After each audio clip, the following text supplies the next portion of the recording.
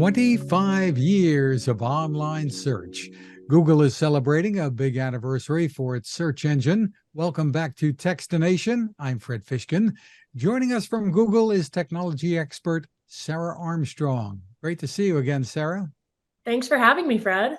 Well, let's start with a bit of an overview and how Google search came about. Right. It's kind of hard to believe that it's been 25 years since Google started. I can't really remember a world without Google, but it started back in 1998. That's when Google first became an official company. But Larry and Sergey are founders. They were at Stanford back in the 90s. They met in 1995, and they came up with this idea to help rank and index web pages online. And now it's grown into Google, which is pretty remarkable. And Google is many things now, and a lot of has changed over the 25 years. Let's talk about those early days and the kinds of things that really dominated the online search.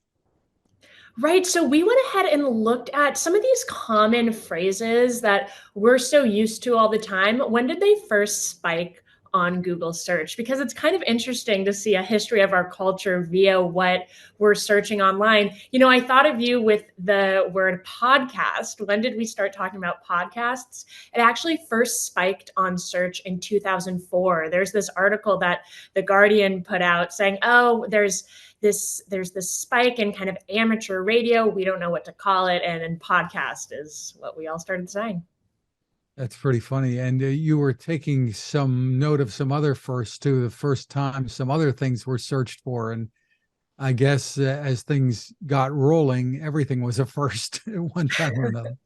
Totally. You know, YouTuber, that first spiked in 2006. So YouTube, which is also part of Google, that was founded in 2005. And Time Magazine the next year made you the person of the year. We also see words like hashtag that first spiked in 2009 because of Twitter. Dating apps first spiked in 2010. That's because eHarmony launched in 2010. So you can really see sort of the progression of internet culture as you look at some of these search trends.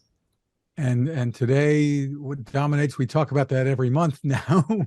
What's dominating search, and it's kind of different every month, and it kind of mirrors society, I suppose. Totally. I mean, I can tell you this month that Taylor Swift absolutely dominates the search trends in part because of that fun Easter egg we did to release some of her new songs. But yeah, it's also fun to look back at some of the functionality of Google search. So of course it started with just those blue links we're familiar with. In 2001, Google Images was created, and that's because at the 2000s Grammy, J-Lo wore this really iconic green dress, and everyone rushed to Google to try and see a picture of it. It was the most popular search at the time, but Google Images wasn't created yet. They couldn't see photos. And so we actually created Google Images for that use case to help people see that green dress. And today, there's also translation, AI, voice search. Those things have been around a while. And you mentioned images. Google Lens has taken that to another level, right?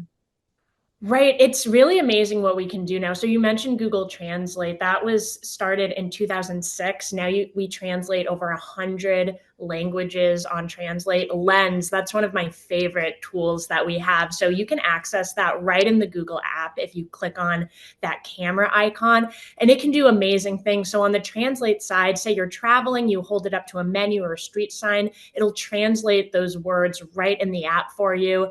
Maybe you see someone with a cool shirt or an interesting pattern and you want something similar, you can go ahead and snap a picture and we'll search the web via that image and help you find it.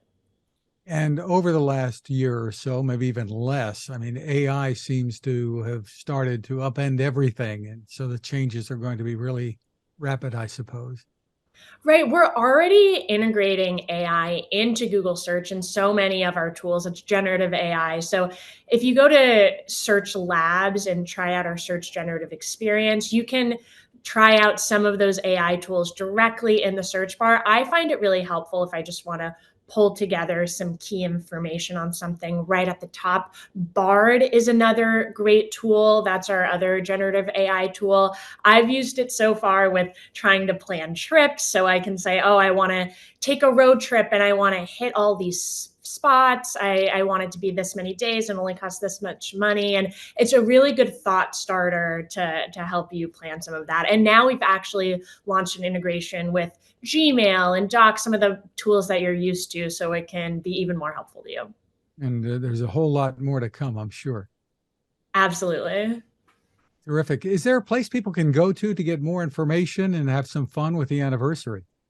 Yeah, I would go to about.google. You can look at our search through time site where you can see the history of the company. And then blog.google, we have some fun blogs coming out that'll let you dive even deeper.